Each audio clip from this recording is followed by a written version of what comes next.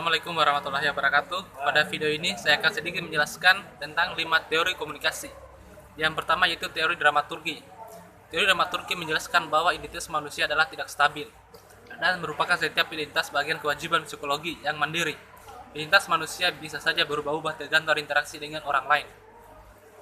Asumsi teori ini yaitu dalam suatu situasi sosial, seluruh kegiatan dari partisipan tertentu disebut sebagai suatu penampilan, performance. Orang-orang lain yang terlibat dalam situasi tersebut disebut sebagai pengamat atau partisipan lainnya. Ya, itu adalah salah satunya saya. Teori yang kedua yaitu adalah teori budaya organisasi. Teori ini banyak dianukan oleh para ahli. Jadi pengertiannya dari teori ini adalah merupakan sebuah teori komunikasi yang mencakup semua simbol komunikasi, tindakan, rutinitas, dan percakapan, dan makna yang didekatkan orang terhadap simbol tersebut. Asumsi teori ini salah satunya adalah anggota-anggota organisasi menyertakan dan mempertahankan perasaan yang dimiliki bersama mengenai realitas suatu organisasi yang berakibat pada pemahaman yang lebih baik mengenai nilai-nilai sebuah organisasi. Teori yang ketiga adalah teori pertukaran sosial. Teori pertukaran sosial adalah teori dalam ilmu sosial menyatakan bahwa dalam sebuah hubungan sosial terdapat unsur ganjaran, pengorbanan, dan keuntungan yang saling memengaruhi. Teori menjelaskan bagaimana manusia memandang tentang hubungan kita dengan orang lain sesuai dengan anggapan diri manusia tersebut. Asumsi teori ini yaitu yang pertama, manusia mencari keuntungan dan menghindari hukuman. Yang kedua, manusia sebagai makhluk rasional. Ketiga, standar yang digunakan manusia adalah evaluasi biaya dan keuntungan dari waktu ke waktu dari orang per orang. Ya, itu adalah asumsi teori sifat dasar manusia. Dan ada lagi satunya itu asumsi sifat dasar suatu hubungan. Tapi itu saja yang saya jelaskan.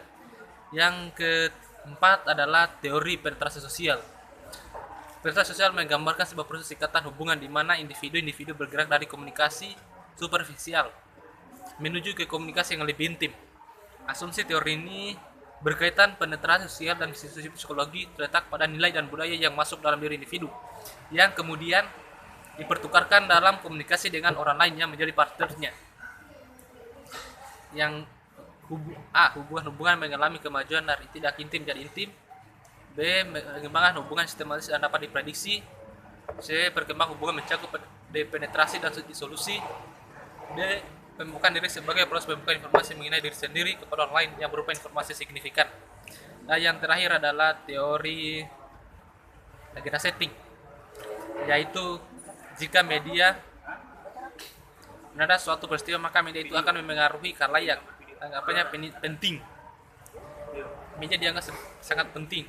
Asumsi teori ini adalah pers dan media tidak mencerminkan realitas yang sebenarnya, melainkan mereka membentuk dan mengkonstruk realitas tersebut. Pers dan media yang berperan sebagai gatekeeper memiliki kemampuan untuk melakukan penilaian terhadap sebuah berita. Ya, mungkin itu saja yang bisa saya jelaskan. Lebih dan kurangnya mohon dimaafkan. Assalamualaikum warahmatullahi wabarakatuh.